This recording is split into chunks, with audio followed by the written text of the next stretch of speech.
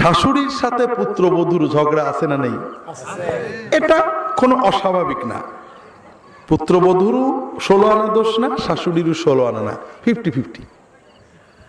কিন্তু কোন পুত্রবধূ যদি তার মনের ব্যথা স্বামীকে বলে স্বামীকে তার পিতা মাতার হক নষ্ট করতে উদ্বুদ্ধ করে, স্ত্রীর কারণে স্বামী পিতা মাতার সাথে খারাপ ব্যবহার করে অথবা ভাই বোনের হক নষ্ট করে, তাহলে ওই স্বামীর আয়ু কমবে, রিজিক কমবে, কোনো কৌশলে ঠেকাতে পারবে না।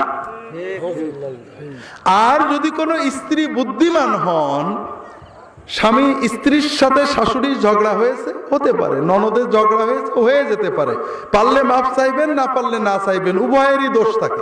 তবে স্বামীকে এই কষ্টের কথা কখনো বলবেন না, বরং আপনার সাথে স্বামীর আয়ু বাড়ানোর জন্য, স্বামীর রিজিক বাড়ানোর জন্য আপনি অবশ্যই স্বামীকে বলবেন যে তোমার আব্বা আম্মার সাথে ভালো আচরণ করো, তাদের হক দাও, ভাই বোনের হকটা অন্তত দাও, ক্ষতি করো না।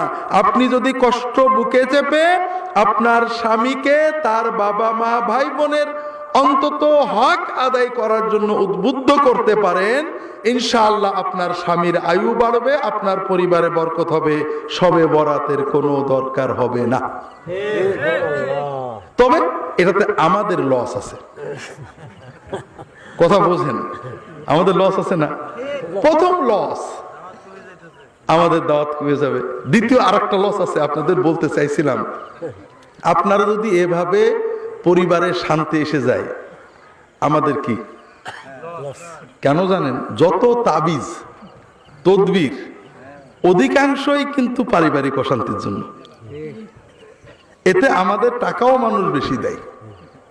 এখন যদি আপনাদের সব শান্তি এসে যায়, আমাদের কি লস না? তারপরেও দেখেন আপনারা কি করেন, আমাদের দিক যদি তাকান তাহলে আর এগুলো করেন না। যেটা বলছিলাম, আল্লাহ রসুল সাল্লাল্লাহু আলাইহি ওয়াসাল্লাম বলছেন মেয়েদের জন্য নফল নামাজ কোনো দরকার নেই, যদি করে আলহামদুলিল্লাহ গোল্ডেনে পাবে। কিন্তু যদি কোনো মেয়ে শুধু 5 ওয়াক্ত ফরজ নামাজ আদায় করে, আমাদের দেশে মহিলারা অনেকে নামাজ পড়েন কিন্তু বসে আছে নাকি? ফরজ নামাজ বসে পড়লে কিন্তু হবে না, যিনি দাঁড়াতে পারেন, পুরুষ হোক মহিলাও, দাঁড়িয়ে পড়া ফরজ। আমাদের দেশে মেয়েরা নামাজ পড়েন শাড়ি পরে, ঠিক না? শাড়ি কিন্তু মুসলমানদের পোশাক না, এটা হিন্দুদের পোশাক।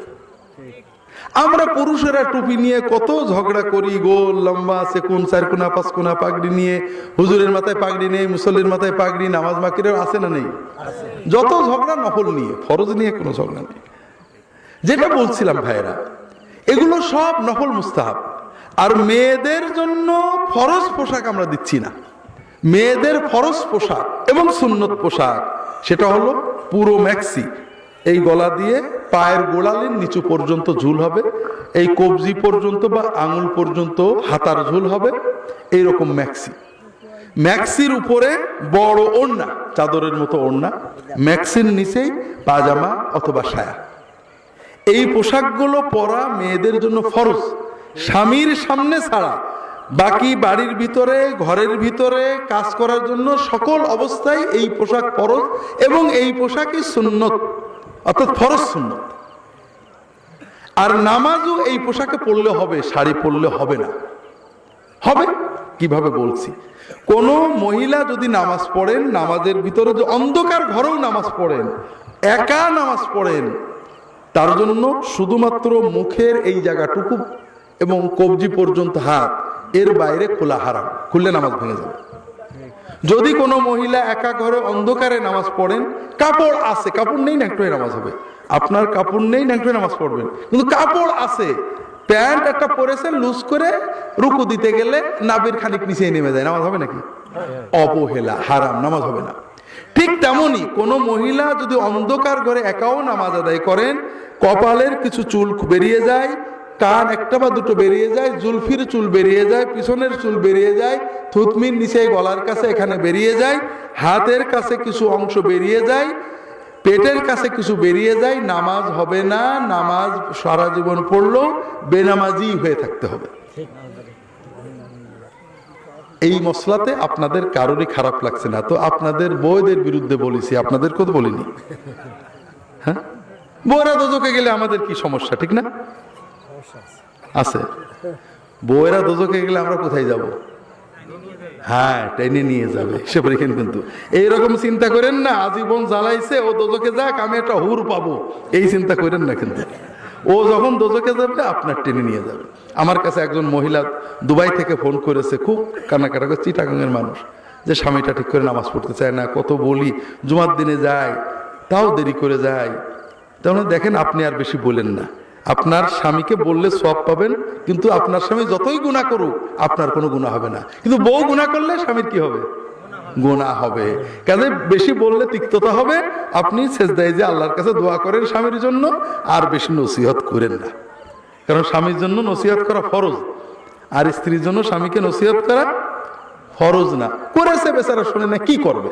যাই হোক, অনেক কষ্টের কথা। স্বামীরা অনেক জালেম আছে, যেটা বলছিলাম, আবার বউরাও জালেম আছে, একেবারে কম না, যেটা বলছিলাম। তাহলে আপনার স্ত্রীকে আপনি বাড়ি গিয়ে বুঝাবেন, নামাজে আমাদের দেহ ঢাকা রাখতে হবে। যদি কেউ শাড়ি পরে নামাজ পড়েন তাহলে পারে তার হাতা, ব্লাউজের হাতা কোনটুক হবে? হ্যাঁ, এবং ঝুল ছায়া পর্যন্ত যেতে হবে। আর উপরে শুধু মাথায় শাড়ির আঁচল দিলে হবে না, মাথার উপরে আলাদা একটা বড় ওড়না অথবা হিজাব দিয়ে আঁকতে হবে, যেন এগুলো খুলে বেরিয়ে না যায়। কথা কি বুঝতে পেরেছেন? মেয়েদের জন্য প্রথম জান্নাতে যাওয়ার প্রথম কাজ কি? কি? 5 ওয়াক্ত ফরজ। আমাদের জন্য একই কথা। আমরাও পুরুষ নারী মুসলমানের সবচেয়ে বড় কাজ কি? হ্যাঁ, আমরা অনেক নামাজকে কঠিন মনে করি, যেমন সকালবেলায় আধা ঘন্টা হাঁটাকে কঠিন মনে করি, কিন্তু সপ্তাহে সপ্তাহে রক্ত দেয়া কঠিন মনে হয় না। এর তো কোনো ঔষধ নেই। কথা বুঝতে পারছেন না? নামাজ আমার প্রিয় কাজ। একটু নামাজ পড়ে দেখেন, সকালবেলায় মাস দুয়েক হাঁটলে দেখবেন কি মজা লাগে, সারাদিন ফুর্তি লাগে, ডাক্তারের খরচ কমে যাবে, তখন আর হাঁটা ছাড়তে পারবেন না। আর নামাজ যখন পড়বেন, নামাজের পরে দোয়া করলে আল্লাহ কবুল করে, মনে শান্তি লাগে, রোগ ব্যাধি কমে গেছে, বিপদ আপদ কমে গেছে, হুজুরের টাকা আর অত টাকা দেওয়া লাগছে না, দেখবেন তখন আর নামাজ ছাড়তে পারবেন না। এই জন্য নামাজ আল্লাহর সাথে বান্দার সবচেয়ে প্রিয় সম্পর্ক। 5 ওয়াক্ত ফরজ নামাজ আমাদের পড়তে হবে আমাদের নিজের জন্য। ওয়াসামাত শাহরাহা, এবং রমজানের, শুধু রমজানের ফরজ রোজাটা রাখবে, নফল রোজা জরুরি নয়।